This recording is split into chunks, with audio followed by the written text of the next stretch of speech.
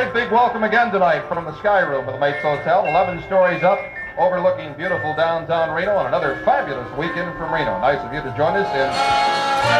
When I opened it, all I wanted to do was shut it down. Everything was going wrong. Charles Mapes never closed the Mapes Hotel. He had been forcibly evicted, furniture and all.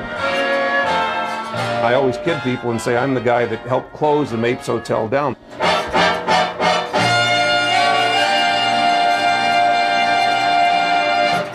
You won't find many people in northern Nevada today who haven't heard of the Mapes Hotel, but many know it only as a boarded-up old building that's been giving the city headaches since it was closed in 1982.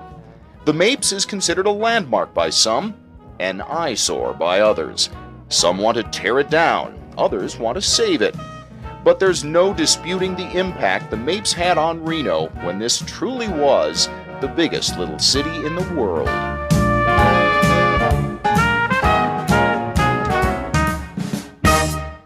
Let's open up the show tonight, the old Cole Porter favorite. In fact, this is a set of two, starting out with the Cole Porter favorite, The Lady is a Tramp, and then Zing Went the Strings of My Heart. Reno was far more sophisticated and worldly in the 30s and 40s and 50s than it is today. It's more small town today, but it's much larger. Explain that. Well, there weren't very many of us, but the people that were here were extremely sophisticated and exotic. The Mapes Hotel was the centerpiece of that sophisticated Reno of a half-century ago. It opened on December 17, 1947 on South Virginia Street along the Truckee River. It was the realization of a dream for the owner, Charles Mapes Jr. Reno was a very sleepy little town in those days, and there wasn't much attraction. In fact, they were famous as being the Great Divide for divorcees. And the divorcees didn't think much of downtown Reno and stayed out in the ranches. So we had an idea that our family would build a hotel. The idea actually began with Mapes' father before World War II. Charles Mapes Jr. served in the war and then returned to make the idea a reality. His father did not live to see it happen, but his mother, Gladys, was an integral part of the hotel operations. She was a very good business lady. She loved to have shows in her Sky Room, and of course whenever I did shows I'd always introduce her and make a lot of her because she was a lovely person. Betty Stoddard Muncie was a young TV commercial spokeswoman when she was hired as Hotel Public Relations Director in 1947. She quickly learned Mother Mapes' influence. Charles Mapes was very laid back, and his mother was big boss.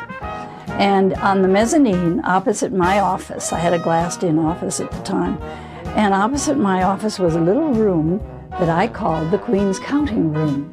She counted every dime that came into that hotel herself. There was no accounting department to begin with. There was nothing. She did it all. And we could hear her in there because we could hear the money coming down in this little machine. All day long she would count money. And nobody bothered Mother Mapes when she was in it. Charles Mapes Jr. was only 24 years old when the hotel casino bearing his name opened for business. He couldn't help feeling overwhelmed. When I opened it, all I wanted to do was shut it down. Everything was going wrong. I had more action out the back door than I had the front door. I thought, my God, what have I done? Why can't I stop it? Well, fortunately for him, he never found an answer to that question, but there was no stopping success for the Mapes Hotel. It was a hit, and Charles Mapes Jr. became one of Nevada's top casino bosses by the age of 30. Reno's first TV news director remembers the young Mapes. He was kind of outgoing. I think he was guarded in what he would say. And again, I think, like all of the casino owners at that time, jealously guarded his property. He wanted his property to be in the forefront. He was a very quiet guy, raised on a ranch, so he was a true cowboy. Loved the outdoors, hunting, fishing, boating, horseback riding. Former Mapes PR director Harry Spencer remembers having his hands full with the growing number of visitors to Nevada's tallest building. The 12-story Mapes held several impressive distinctions when it opened in 1947. Besides being the state's tallest building at the time, it also was the first high-rise in the nation constructed as a hotel casino entertainment complex, all under one roof. The Mapes was also one of the first air-conditioned buildings in Nevada. It held the first above-ground showroom, the 11th floor Sky Room. It had the first gourmet restaurant in a Nevada hotel, and the first casino lounge with live entertainment. It was a big deal because it was a real big building for this area then, and it was also, it had a lot of class. You know, before gambling joints were a little bit, they were marginal. Don Dondero has spent most of his professional life photographing Reno and northern Nevada.